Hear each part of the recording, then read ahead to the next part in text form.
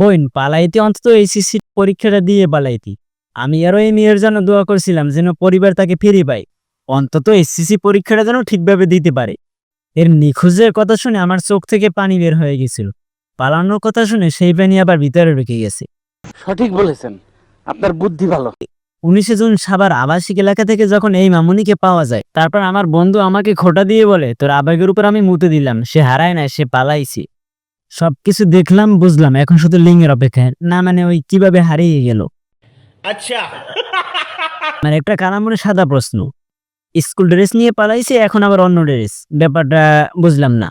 আর আমি বুঝি না ভাই, বাংলাদেশের আইন ব্যবস্থা তো খারাপ কেন? এখন পর্যন্ত তার স্কুল ড্রেসটা উদ্ধার করতে পারেনি। আপনারা একটু ডান পাশের র্যাপকে খেয়াল করিনি, যেহেতু তাকে দিলদারের মতো লাগে, আর দিলদার কেমন ছিলেন তা তো আপনারা ভালো করেই জানেন। এবার একটু কাজের কথা বলি। গার্ডিয়ান যারা আছেন তারা ছেলে মেয়ের অবস্থা বুঝবেন, সে কি করতে চায়, তার কি পছন্দ, তার মন কোন দিকে যায়। আপনি জোর করে যদি তার উপর একটা চাপিয়ে দেন, তাহলে কিন্তু এরকম স্বেচ্ছায় পরীক্ষার দিকে বিভিন্ন জায়গায় গমন করবে। আশা করি বুঝবেন।